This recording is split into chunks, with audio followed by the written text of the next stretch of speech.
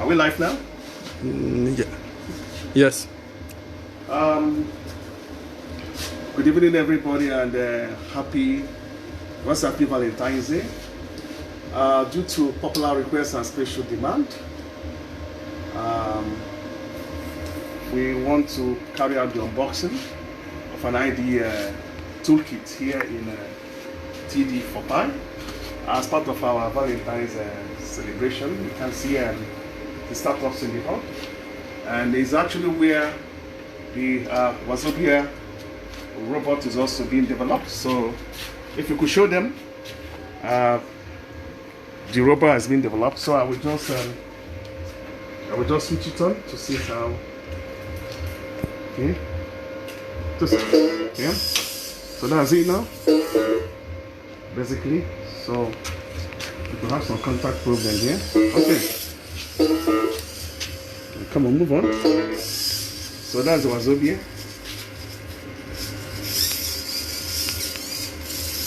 Good. Good. Very cool. Well, this is the stage you are right now. That just by the side. Again, you can see a stand being developed here as well. This is a stand that will run. This is an IoT stand that runs powered by Unity board. So you have your display here. You have your 220 volt. You have your servo motor for robotics. You have your gas sensor here. You have your proximity sensor using ultrasonic or what we call sonar. Sonar, do I put a detector? That's an ultrasonic transducer. You have your environment monitoring systems here that could check temperature, humidity, volatile organic compounds, and so on and so forth. So this is actually a work still in progress. The robot is in progress, and you can see some stockpile of Unity board already soldered here by some of the startups. You know, so everything here is made in Nigeria, basically. But what we're going to concentrate is the IDE toolkit. It's a toolkit, as you can see. So this is what we want to unbox today, together with some of the startups at td4pai Hub. So I will start by showing you. Well, it's actually in a plastic casing. The casing is also made in Nigeria. That's the good thing about it. Made in Nigerian casing, everything. This design was done also in Nigeria and the UTC. For those of us that live in Abuja here, and comprising the Unity board here. Yeah, that's part of the box inside the toolkit here. We have our USB cable, beautiful. So I can actually plug in my USB cable over here. So we'll be doing some programming using the Arduino IDE. And then we'll have other cables here. This is an extra cable. They'll have jumpers. White jumpers here. For selecting various extra wires comes in here as well. Extra wires,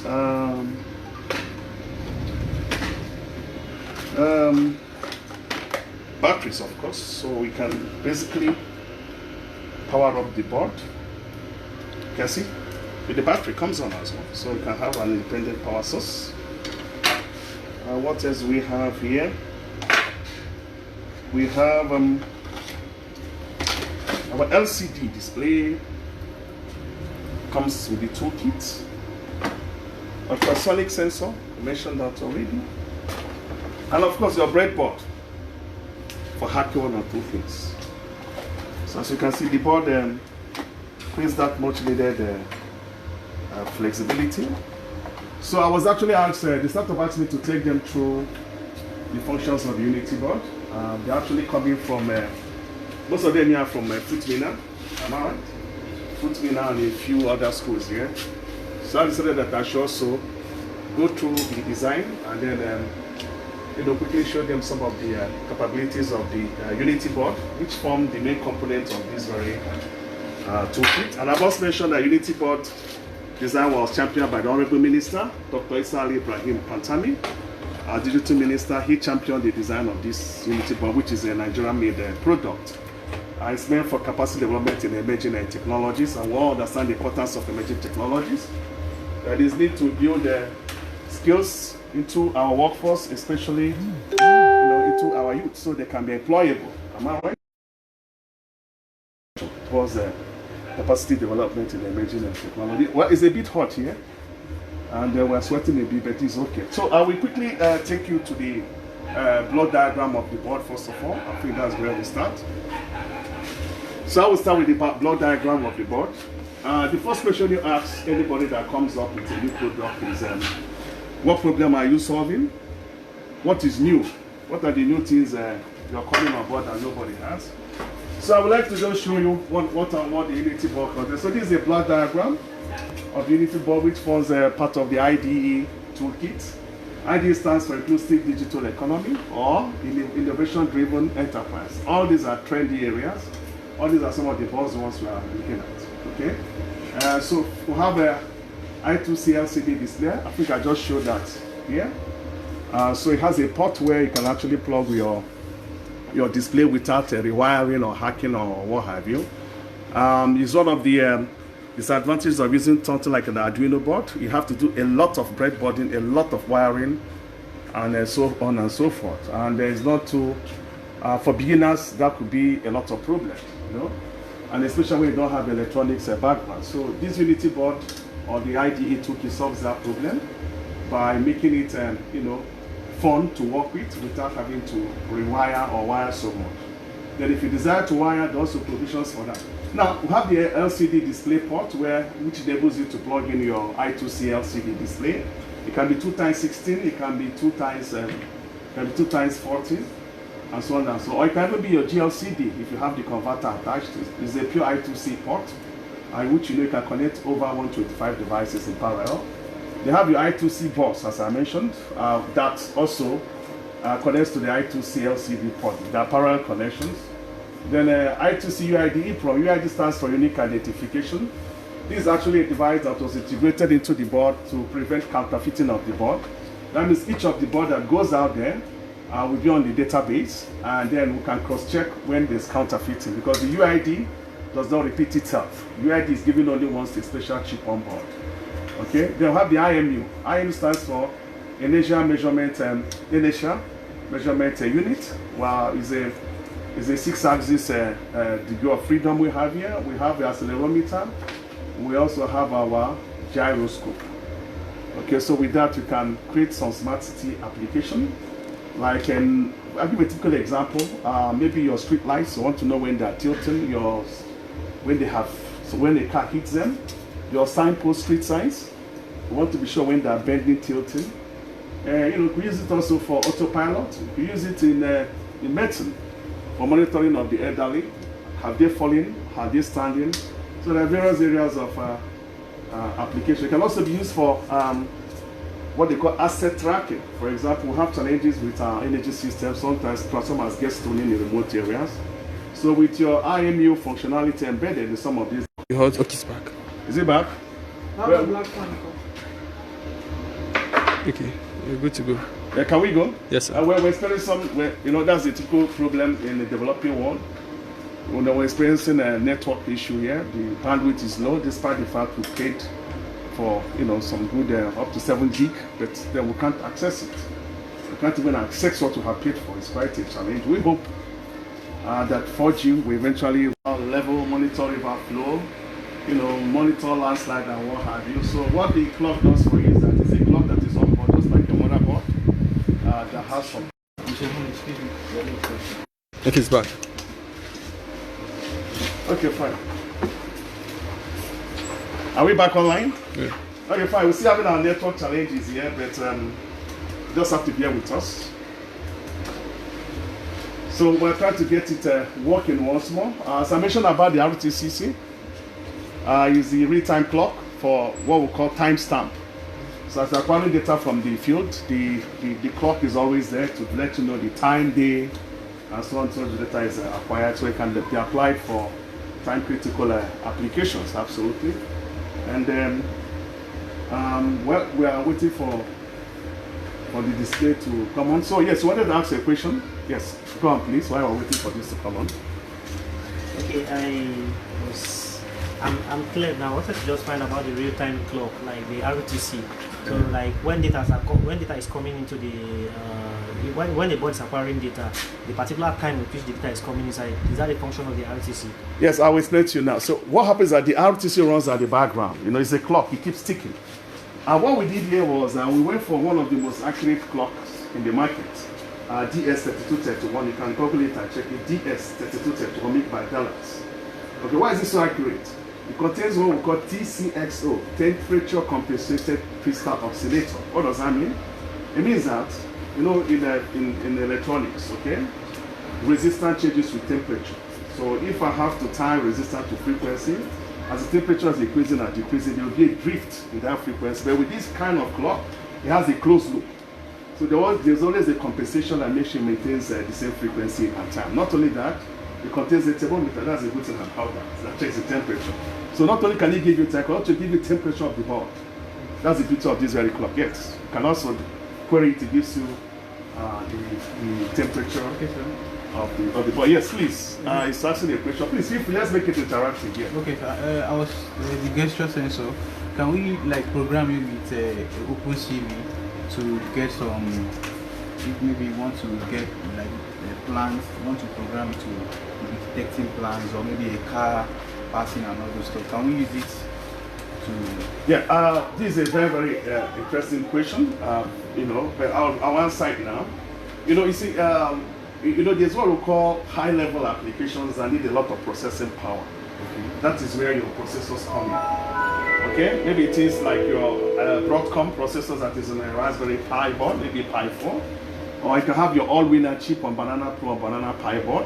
They go up to maybe 1 to 2.6 GHz frequencies. They have a lot of muscles to do a lot of high-level processing.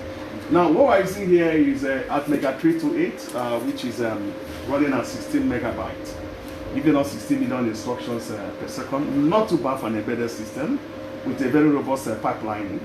So to answer your question is that we're using a sensor that has a luminous intensity. It can measure luminous intensity, the amount of light. What else it can do is that it can break the components of light to RGB, red, green, blue. That's the primary colors and make up the full spectrum that you know today.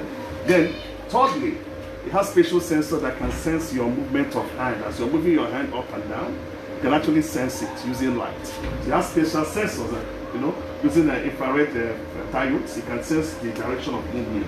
So I can wave up, I can wave down, it sees. But it doesn't take picture as your OpenCV. It's a bit, you know, that's a bit higher. Okay, so we are back online.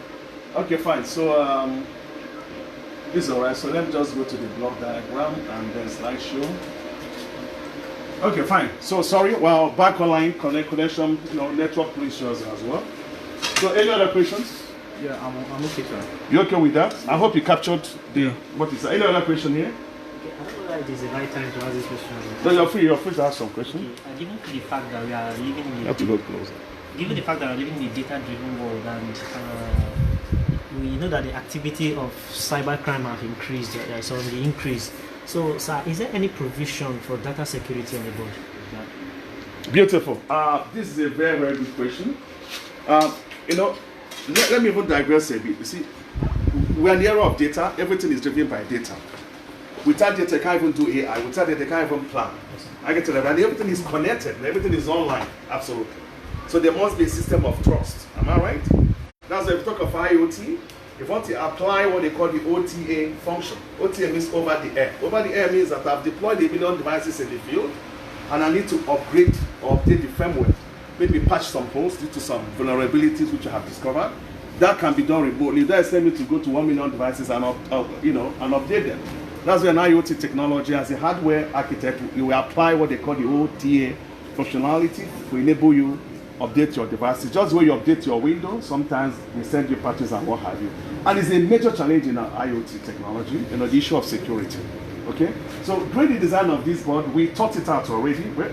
Through the way ahead of our time, let me be honest with respect to this part of the world. We came out with what they call some security chips, security ICs. We have some made by Atmega, AES 128. You know, it's a PKI, public infrastructure chip as well. We have some that are made by Microchip. All of them are I2C. That's if you check most of our designs it's a lot of I2C devices because it gives us that liberty to make some add-on as we are moving on. I can add up to 125 more devices. So the answer is that yes, we have onboard, you know, PKI security chips that can carry out authentication for us. So if I'm getting a data, I'll push it there, uses its own keys to authenticate it before it goes to update. So we have that on board as well. It's a very flexible system. Are you with me? Right here. So the gesture sensor, I mentioned about that. Then again, let me go to the gas sensor already. You see, the Unity board is done in such a way that, okay, it captures all facets of life, all aspects of life. We don't expect you, just as we normally have with Arduino, you have to start buying shields. You know, you have to order shields from Alibaba or eBay, wait for it to come, the cost and everything. So with the Unity board, we already integrated all the basic functionalities that we know will be needed in this part of the world. And that is why we integrated special ports where you plug in your gas sensor. It can be your nitrogen oxide sensor, sulfur dioxide sensors, carbon monoxide, carbon dioxide, and so forth. So there's already a special port. You just plug in there, it goes. With a board with like Arduino or even Raspberry Pi, you have to start hacking, connecting wire, connecting what they call the pull-up resistors, and so on and so forth. So it becomes a problem, especially for beginners. But with Unity board, we've made it a painless experience for beginners, you know, where they will put all these sensors and then point to the port and then upload your code, and it's working wonderfully. That's why we have a gas sensor port here. The gas sensor has an analog output, basically, so it converts the analog output to the concentration of gas. So depending on the gas, kind of gas you want to sense, you can put your oxygen gas sensor, carbon dioxide, or your LBG gas, your normal cooking gas. There's a lot of problems sometimes when people leave it on, you know, people ignite whatever. So with this, you can create a special device which you can attach to your gas cylinder. When it senses a high concentration of LPG, it shuts down your gas cylinder. Okay, it's in line with most of those smart houses that are being built now. People come asking us, how do you do this, how do you do that? So with this board, you can create a smart technology now to shut off your LPG when it starts leaking. Not only that, those of you that use generator, you must have had several times when people sleep off their generators on, they hear carbon monoxide and die off. So you can also have a special gas sensor that will alert the neighborhood when the concentration of carbon monoxide exceeds. I'll share an experience. I wouldn't want to mention any market name.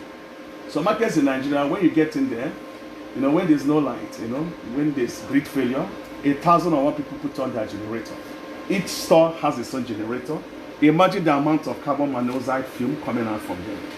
So it's not better to create a system that will alert the authorities when the concentration is high. Because carbon monoxide is basically odorless gas, and it's very, very dangerous and poisonous. So these areas, this can be applied. So we created all these possibility, you know, so your creativity becomes, you know, your bound, okay? But the possibilities here on the board are endless, absolutely, okay? So it has a gas sensor I've mentioned, GSM, GPRS module. Now, I may deploy this in a remote area. How do I backhaul my data, you know, to maybe a server or to a cloud application or to a broker platform? So that's how we added GSM, GPRS. And we have also USB, which is very popular as well, which you can use your PC to talk to the board, to program it, you know, to upload your firmware, and so on and so on. There, your Bluetooth is there. Now, I would like to make special emphasis on Bluetooth. Yeah, Bluetooth is a very common communication, but thank God that that function is there, and thank God for the Android phone. The Android OS brought the phone prices crashing. Am I right? That smartphones are very affordable. Now, most people cannot afford laptops in the villages. They cannot afford, you know, desktop computers. So most people are carrying Android phones. So what we did here is that we integrated a special circuit that enables you to program the board with your ordinary phone, with your phone, yes. So long as your phone has a Bluetooth, you can actually program this board. So having your Bluetooth, having just an Android phone will enable you even start learning embedded technology, even start learning Internet of Things and so on and so forth. So it's part of what they call it digital inclusion, a part of a government policy, also championed by the Federal Ministry of Communications and the Digital Economy, and also, of course, driven also by NIDA, which is actually where I work as a director. So it's in line with those areas we have identified. Those areas we feel that this could be our weaknesses and strengths and what have you.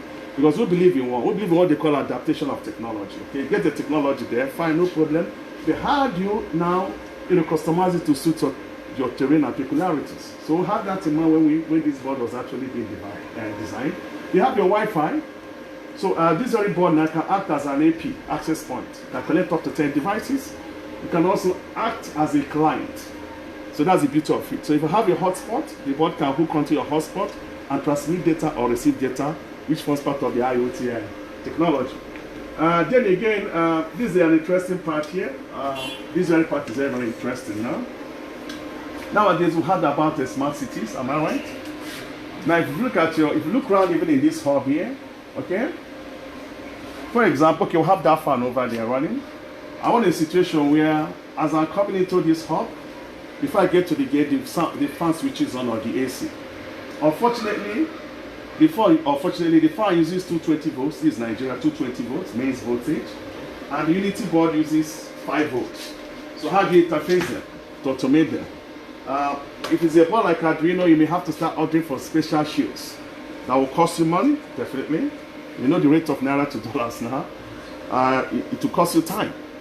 You know, you're doing your project in school, you want to defend, it may cost you forever. Because you have to come through the post, 9 posts, it's minimum of maybe 1 month. If you come through DHL, $50. $50 times today's exchange rate, you know what it is. That's kissing at least 15,000. Where do we get that money? So what we did here is that we integrate all of those basic functions as I've mentioned already. Now we have for smart city application, we have solid state release output. So just plug in your relay, you can your soft relays, or what they call electromechanical relays. We have up to 5 channels for that here. Therefore, solid state relay, we also have it using some snubber circuits where we can do inductive load switching as well without affecting the power factor.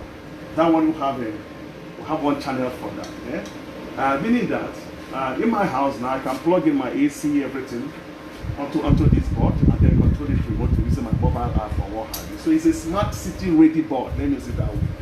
It's for smart agriculture ready. The gas sensor now can be applied for farm purposes. I have a poultry farm. You know, how do I know the gas concentration?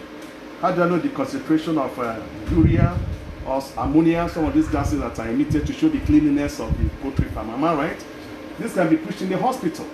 Okay, where patients are being cured. Right now we have a pandemic of coronavirus. How do we know that all these isolation centers are obeying the standard conditions for patient recovery? This can be applied to get all those data, to do data analytics and be sure that the patients are in the very best condition. So as I mentioned, the applications are limitless possibility. And of course, 8 programmable LEDs. When I started programming embedded system, I was using PIC 16F84. Some of you call it PIC, it's actually PIC, made by Microchip, okay? And what possibly fascinated me was the animation of lights. You have 8 LEDs going back and forth, so that helped me a lot. So that will introduce us on the board for people to, augment their programming skills. Everything is on board already. So I hope you're paying attention. Just do your math for me, your math. Just imagine these are shields, individual shields, so you have to plug onto the Arduino board. Calculate for me at the end of this how much such shields will cost. Okay? RTC shield, gesture shield, okay? This shield, just do the whole mathematics. Because each of these things ordinarily should be a shield, you should be adding onto your Arduino platform. But most of them are already on the board. So just do the calculation, how much each of these shields will cost. Include the cost of posting and the custom duties as well. So what to do the math to see, if the Unity board has solved a big problem or not, okay? The RGB stands for red, green, blue. It has a multicolor RGB. RGB is the primary components of light, red, green, blue. Now, why is RGB necessary there? There's what we call pulse width modulation when it comes to embedded programming. Pulse width modulation is what drives your transformer and inverters. Okay, you can have your pure sine wave inverter. It's actually the pulse width modulation technology is actually used, to do the inversion from your DC to your AC. So that helps you learn the processes of pulse width modulation. The relationship between duty cycle, frequency, period, and so on and so forth. Okay, and the next thing is a 2GT7 segment, a counter. Counters also fascinated me. How do you count? I want to count the number of people entering here and going out. So have counters on board the Unity board, which can be applied. Maybe if you got into a lift before, you can count the floor. So the same thing is on the Unity board. So this you don't need to buy to add as a module. Everything is all as a, what's it called? It's a module when you add on. Or shield, sorry. Is it shield they call it? Or Arduino, what do they call it? Shield. The add-on. Shield, am I right? Or module, whatever. Then the active buttons. Now, if you look at most boards in the market, the buttons they have there, or switches, maximum is the reset switch. If you look at Arduino Uno, it's only the reset switch that is a button that is on board, nothing else. Okay? So in our own case, we added 2 more buttons for external interrupt. Those of you that understand me that don't embedded programming, meaning that I could connect that very button to anything I want to be counting, any sensing I want to do externally, then it gives me automatic interrupt, or it alerts me when something has happened externally. So we'll have those 2 buttons, and they're all active low. Meaning that if it sees the low logic, like if it sees 0 logic level or low logic level, then they can alert you. They have the buzzer. You know? One of the greatest things I love so much about the PIC was actually trying to make sound. Ringtones, tunes, music, and so on and so forth, you know. So the Unity board has a buzzer, so you can actually create your ringtone on the Unity board. I don't know if anybody in the market that has a buzzer now that can make. Arduino Plus, they don't have a single thing that makes sound. Yeah? Last time I checked anyway. Your Raspberry Pi hasn't got it, Banana hasn't got it. So Unity board has a buzzer. That buzzer can act as an alarm, you know, your fire alarm, your burglar alarm, or so on and so forth. And of course, your bidirectional level converter. You cannot plug a 5-volt device to something like a Raspberry Pi. Raspberry Pi is a strictly 3.3-volt device. Your Arduino Uno is a 5-volt device. Now, how do you let the 2 talk to each other? Very, very difficult, okay? Now, Raspberry Pi can talk to Arduino 5-volt, no problem, but Arduino cannot respond. If you respond with a 5-volt, it burns out the components because it's a high voltage to it. So we came up with a level converter because the technology is going from 5-volt to 3.3 volt to 1.8 volt even. So the voltages are coming low.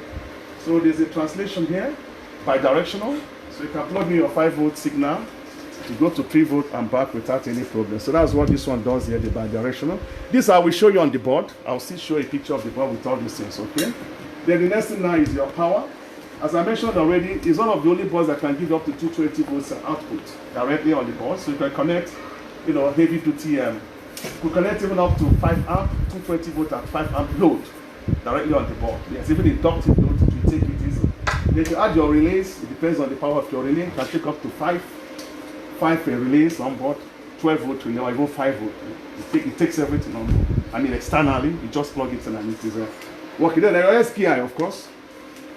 Your SPI port, Bonsu brought it out. That could be used for your SD cards. If you want bigger memories, your SD cards, you can plug it to the SPI port, program it, you know, for external memory. And again, pay attention to this. We have solid state 16 megabyte memory on board. 16 megabyte. Check any board that has that. 16 megabyte. Non-volatile memory. It has the non-megabit 16 megabyte. That means I can play with images a lot. I could store data for 2-3 years in the field and what have you. And of course, we have deep switch. So what the deep switch does is that it helps us select features we want to activate on the board, okay? The functionalities of the board can be selected and so on and so forth. Then here is your DS1820 thermometer using what they call a one-wire protocol. It's I've mentioned I2C, I mentioned OW. OW now is one-wire protocol. Are you with me? So with one-wire protocol, you can also connect multiple devices, you know, parallel. You know, that conserves a lot of space for you. Instead of having to use, you know, the whole port. Okay, I think that's it. So I will quickly go to the, I'll quickly do, okay, this is it. So this is Unity board. All I have mentioned, I can see everything here. Your 6 axis here, gyroscope, you know, 6 degree of freedom. Everything is basically here, your Bluetooth. So this is the board layout here. And we have this, okay.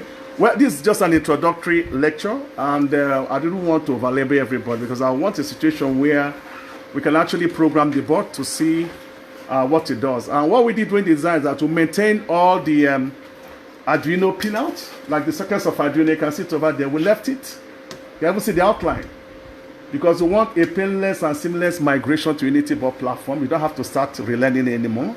So everything you are using, up to let's say even pin 13, we maintain that pin 13, which we'll show now. You know, the some of the basic function, like the blink function of your library in Arduino, we'll demonstrate it now. And then, you know, these are all the features I've already mentioned. And powerful board does everything. I think the next stage we will do now is, having said all this, or maybe I could quickly, you know, these are the field applications. can still use the same Arduino IDE. We all use Arduino IDE. You can do it. You can use your AVR programming language. You can use your C language. You can use what they call visual programming languages. Even S4A, Scratch for Arduino. You can actually use it to program the board. Zord, ArduBlock, Arduino. Everything can be used to program the board. So it's basically, let's put it, a platform agnostic board. You know, it's an open platform. Not open source yet. We could make it later, but it's an open platform. That, you know, all these applications will run on it. So you can see the include application. For learning embedded programming, this is you know, it is priceless. Basically, when you start learning embedded programming, you know, it's priceless. You have everything on board, you know, to learn embedded programming without, you know, without pains. Again, you know, your testing of your firmware, everything is done, you know, with ease. You know, but as I mentioned, where did I mention the asset? Okay, maybe I didn't mention it here. The asset tracking for critical infrastructure, and you know, it can also be applied there. Okay, so let me take some questions from you people, please. Okay, let's make it more interactive. This is Valentine's Day, so based on demand now, so we are celebrating our Valentine this way for now. Basically, building up your capacity as well, and I'm happy that people are excited. So, Emmanuel, let's hear from you, please. Be quiet on this one. Yes, maybe you have to come closer to him. My question is on the board, so maybe when we start uploading. Okay, on the board, eh? Yeah. Okay, please, we're already on the board. We're going straight to the board because we don't want to waste much time. So we go straight to the board now, and we're placing the board in this manner. I think I'll make it here to be freer. So the board will be here, and so here is a USB cable. We're going to use it. So I'm plugging it to the port of my PC. Here's the hub. Beautiful. So what we do now is that we try to do, using an Arduino IDE, just as we have mentioned, we try to program the board. So I'll just go to my system, here my Arduino. So with the Arduino IDE, this is loading now. We'll start with the basic programming. Gentlemen, we need jumpers here. We'll have to select which of the channels to program the board. Can we have three jumpers? There are jumpers inside. Yeah, as I mentioned already, this very board can be programmed through Bluetooth, through USB, even through Wi-Fi. So when you want to program, you have to actually indicate with the jumpers which of the channels you want to program the board. And when you're programming, of course, the RX, TX has to be, you know, engaged, and also your reset. So each of these pins, the jumper enables you to select which of the channels. Is this the Bluetooth channel you want to tie to the RX pin or TX pin? And then your reset signal, is it coming from the Bluetooth? Is it coming from the USB? Is it coming from your 8266 you know, Wi-Fi, you know, module or what have you? So in this instance, we're using our USB. So if you come carefully, I'll be selecting this way. That's the jumper I'm using now. So I'm selecting the USB here, and this is it, and there's a USB TX button here. Then the second one, I'll select the USB RX. RX means receive. So you have your transmit here, receive. Then here is our reset button, reset signal.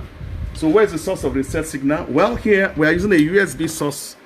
Look at the USB source. So it's quite straightforward. So with this, finish. So the board is configured now for programming through the USB cable. Your USB transmit, your USB receive, and then your reset signal, all coming from USB source. If I want to use the Bluetooth, which is over here, this is a Bluetooth module. That means I'll move my jumper to the Bluetooth TX, Bluetooth RX, and also Bluetooth reset signal. ESP826, the same thing is done. Just jumpers, no wiring, nothing. Very, very flexible, as I mentioned already.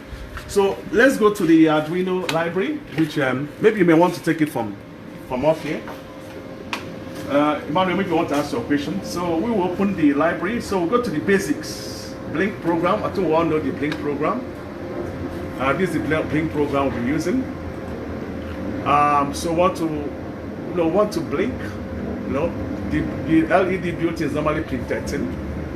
So what's the frequency? Okay, let's say flash pin LED connected to pin 13 at the rate of 1 hertz. That's 1 hertz means one, to be on once per second. Okay. So I will upload over here. So I would like you to point to the board as I try to upload. So you pay attention to this problem pointing. So just my people paying attention here. I see. Okay, I see from there. I'm pointing here. So you pay attention to this light here. You can see the light here. LED here is TX, RX. So that's where we'll be loading. And then pin 13 is here. This is the light we want to flash. Pin 13 is here. That's LED 13 you're seeing here. We want it to flash now. So I'm uploading the code. So let's see what happens now. So I'm uploading. It's compiling now. And then let's see what happens.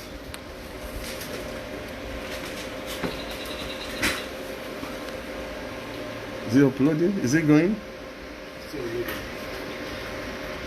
Well, it's taking a little bit of time. This board was tested, I hope. It was tested, this board. Am I right? So it should program. So why is it taking time? Something is wrong somewhere. Not.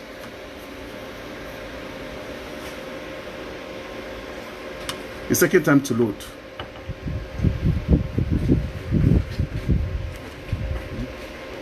Okay, let me check my port here. So.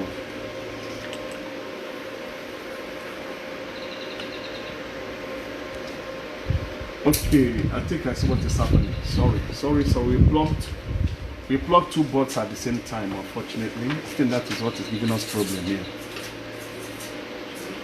We plugged two boards at the same time, so this is okay now. We should program it. We had two boards at the same channel. I think they were clashing. So let's see. This should go now. Let's see. Don't worry, it should go. It will go. An error will come, but this should give us a headway. Let's see. I can't understand why.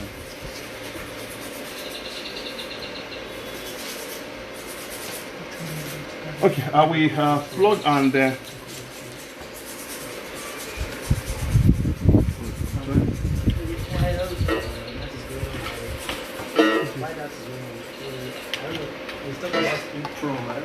So he wants to ask you a question. if you're talking, you have to let people hear what you're saying. Okay. Okay, I just wanted to know more about the EEPROM. I saw something like EEPROM. Yeah. So what does it actually stand for? And what does Okay, the EEPROM. Let me see. While we're trying to upload, I think that should be on the block diagram. Let me see if I can get it out. Okay, so this is what you mean, eh? Am I right? So it's asking me what is EEPROM.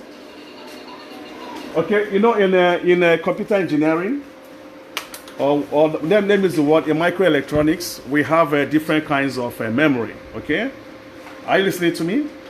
We have different kinds of memory in computer engineering. We have what they call volatile memory and non-volatile memory. Let me use your PC as an example. You have your laptop here. Okay, your RAM. Okay, your RAM is a volatile memory. Your RAM on your PC is a volatile memory. Okay, your BIOS is a non-volatile. I get it because when you pull out your BIOS, you put it there, it retains the memory. Non-volatile are memory devices that can retain their memory even after power is switched off. Your RAM retains its memory while they still power on. When it's still connected, it retains its memory. But once you switch it off, yank it out from your motherboard, it's gone. But your BIOS can be removed from your motherboard, put another motherboard, it will still work. So now when we say EEPROM, now in the past, there were memory, they had some memories that before you could do what they call flashing, before you could raise it, okay? It has to go through a lot of process, rigors. Nowadays it has been changed to flash technology where you can flash it easily, okay? I'll give a typical example. We used to play those days with a 27C series of EEPROM, not double E now. There's EEPROM and EEPROM. Now, EEPROM is erasable, programmable, read-only memory. That's E, erasable. The other E, when you see E, it means electrically erasable. Now the erasable now is can only erase because there's what we call window devices those days. Window devices, you must have seen some ICs, they have something like glass in the middle, glass. Okay, they call them window devices. So that glass is actually where you shine your UV ray. So normally you have to come with a box of a special UV ultraviolet light. Okay, that's the light you have to remove, power it, and then you have to put the IC under it for hours before you can erase it. So you can see how long you have to go through that. So you can hardly erase it on the fly. So such ones are called EPROM. That's erasable. I get everything. But nowadays, using flash technology now, okay, you can use just 5 volts to erase most of the memory. You know, peak micro, you need like 13 volts to program. Well, let me not go into that. It could be 30, it could be 5, let me not deviate so much. So that's the difference. Are you with me? Your EPROM is electrically erasable. And these are non-volatile memories. Okay, non-volatile is that whatever you put there stays there. Whether you have switched off the power, you have not switched off, those things remain there. But the method of erasing them now is what differs. One is electrical, one is through what? Light, optical. We have to use UV. But these are old technology, you know. It's not too common. Everybody is onto flash now. We can program, erase anyhow, and I think it's that easy in the past, anyway. Yes? Okay, So, let's go back to the board. okay. Is it a different board now? Okay, fine. So I'll bring you back to the board once more. So what we have here is we have to check why this was working before. So what happened? You don't know what happened. So actually this is the board. So you can see the LED 13 is flashing. So what I'll do now, let me try to increase the flash rate. Let it be faster twice. So I could change, maybe have to point to the code. So I want to increase the speed. So here I'll have 1,000. 1,000 here means, it means 1,000 milliseconds, okay? 1,000 milliseconds makes 1 second. So I'll change it now to 500 milliseconds to be on, and then 500 milliseconds to be off, okay? So if you check it now, it's half a second on, half a second off. So I will build it now. I will send the code to the microcontroller. So just watch it as the speed changes. Watch the green flashing LED as the speed changes. So you can see now it's flashing faster now. I can even go faster by making it just 200 milliseconds. That's 0.2 seconds, 200 milliseconds. I will push it now. So if you have more questions, let me know, please, on this.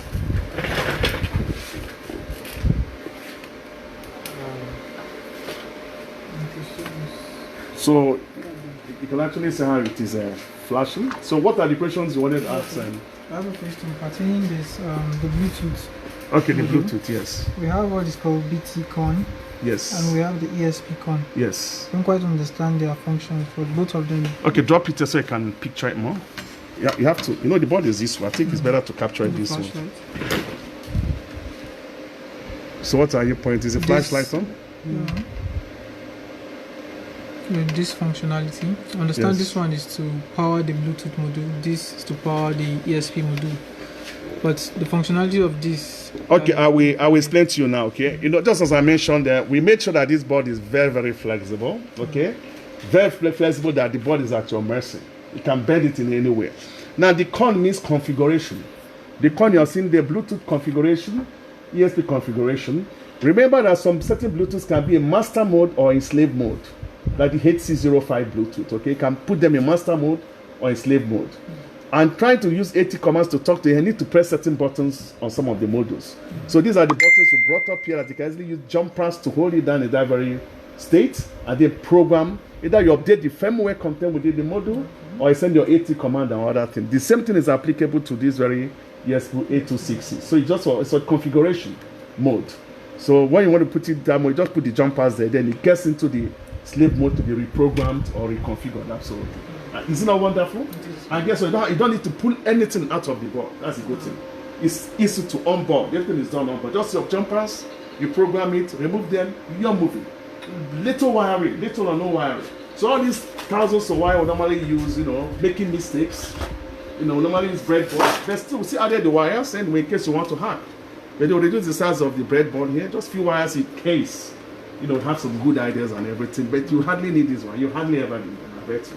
Hardly ever. So let's get more questions, please.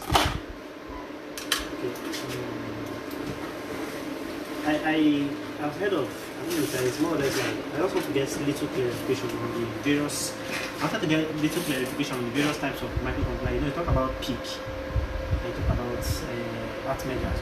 And I also heard of, I think it's one Indian guy chatting, he was talking about 8051. Yes.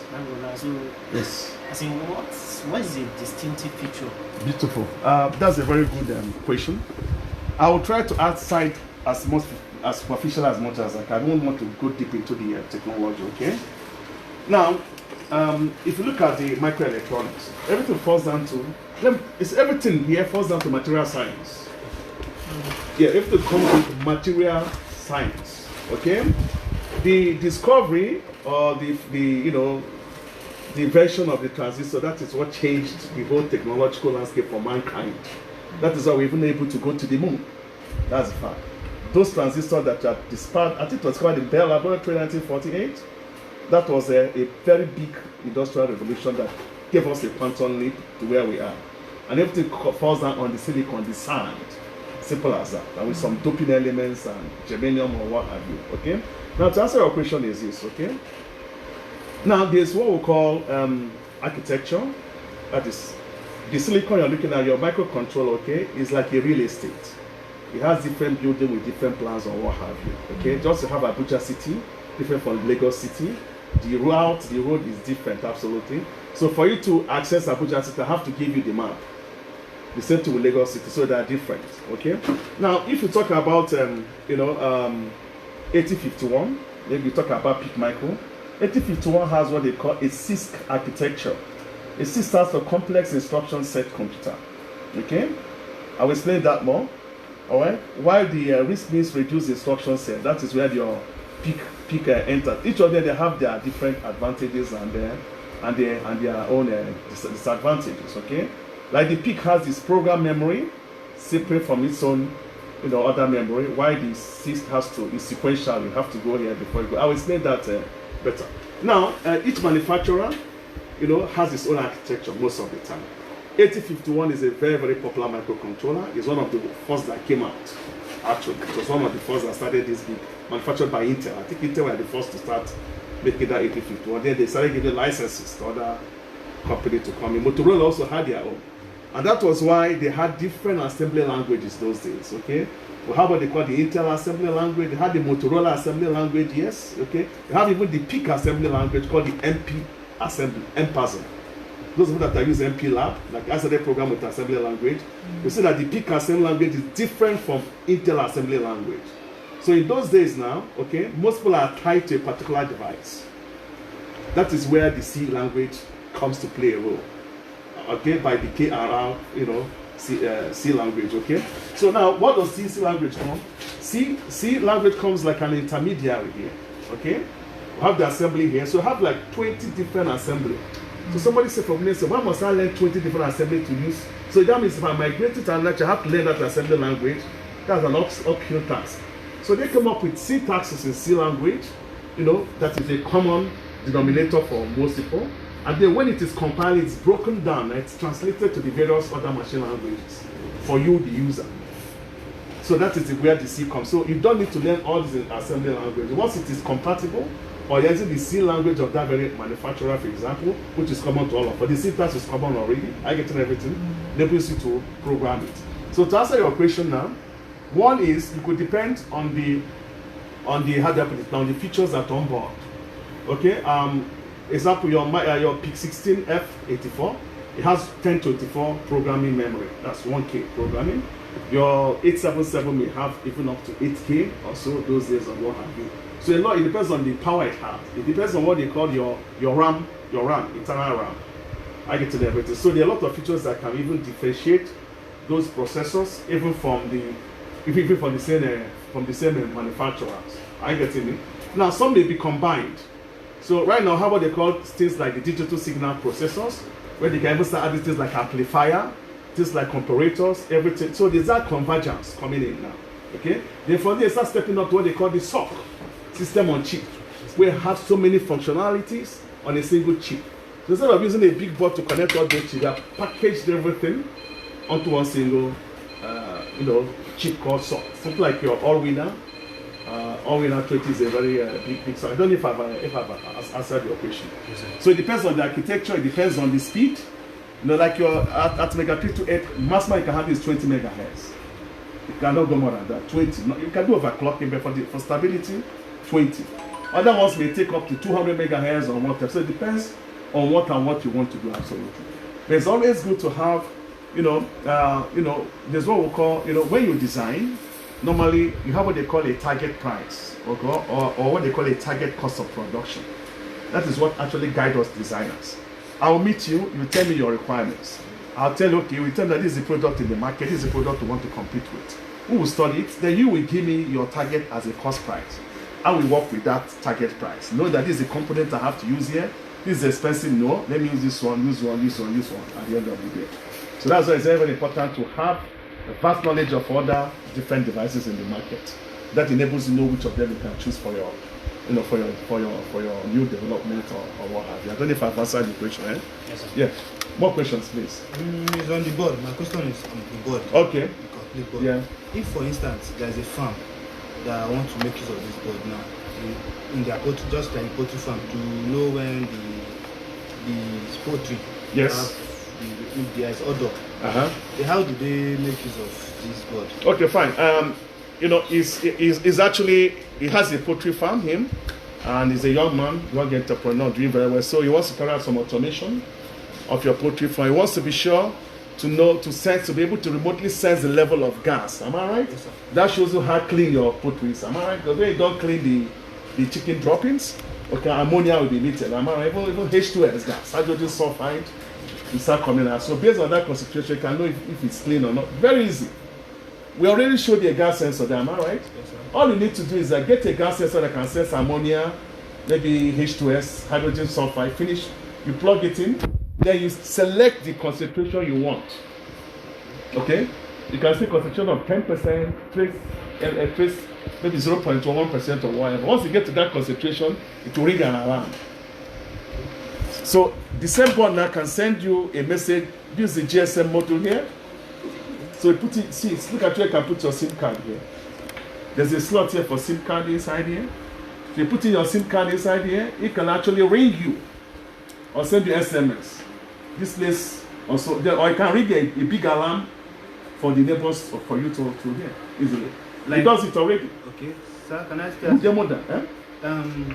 This board, just this single board, can it serve for the whole farm, or it needs each of the just like each of the sector of those farms? Okay, fine. You see, there's what we call nodes. Nodes are, let me put it this way, like when you have a house, you have rooms, okay? A big house, you have your rooms or what have you, okay? So it depends on how large your farm is.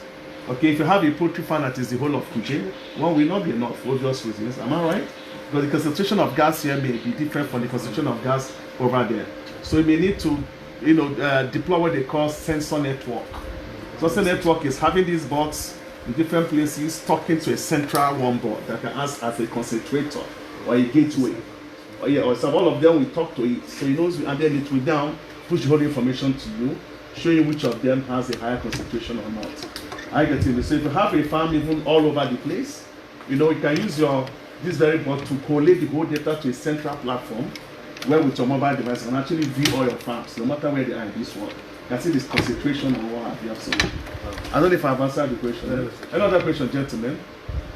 Well, I think with this, there's a lot we'll be touching on this very board. So happy Valentine's to everybody from td4pai, from young people, young startups over here.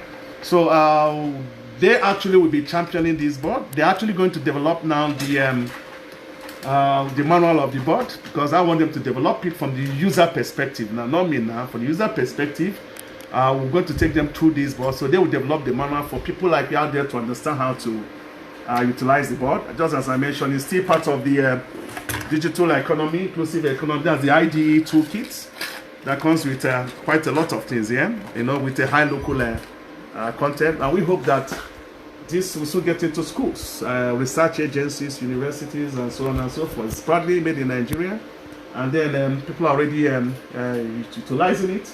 So we hope to see more things like this very Notice like the robots, I can't, let me play with the robots again once more. The Wazobia. So we want to see more of things like this coming up, utilizing utility board. As okay, let's see it. Oh, that's it.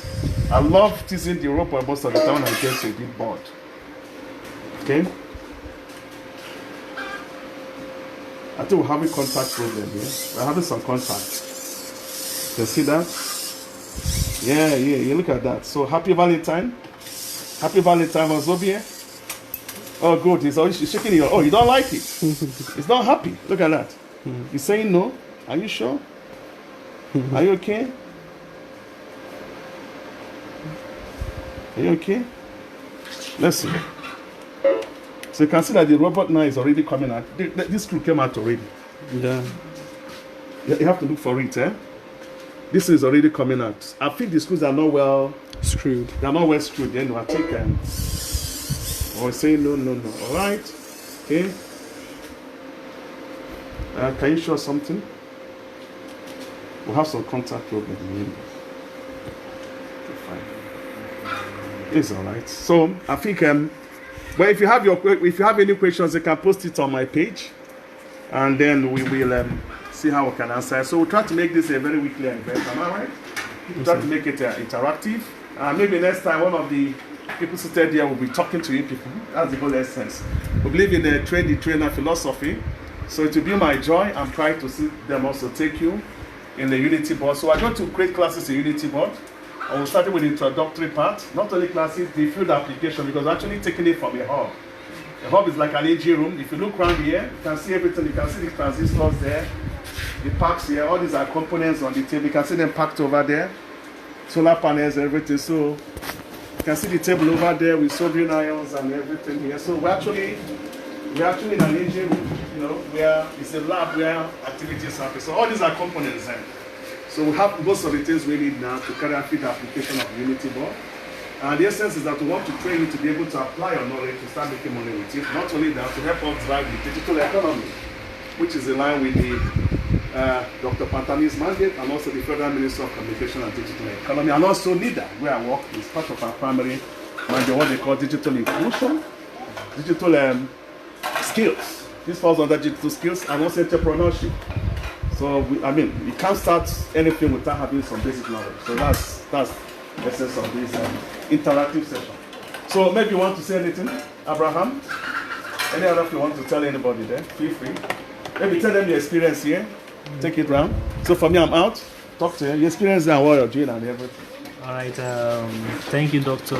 I really celebrate his tenacity and the whole lecture. I really enjoyed it. And the board actually, I've worked with it and I really enjoyed it. Like ever since I started researching on IoT, I work with Arduino and some other boards like that. But this board has given me the best experience ever. I successfully harnessed environmental data like air quality, using the air quality sensor, as well as the thermometer, Dallas thermometer, that is DS1820. I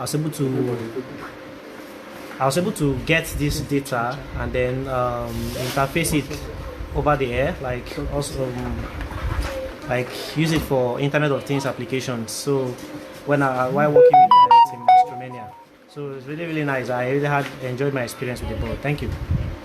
Okay, fine. Hello everyone, I'm Emmanuel Lamba. I tell you, this board is mind-blowing. The board is mind-blowing. There's so much functionality and it's way easy compared to the Arduino that we all know, because it makes like the wire and the breadboard, and so all you need to do is just to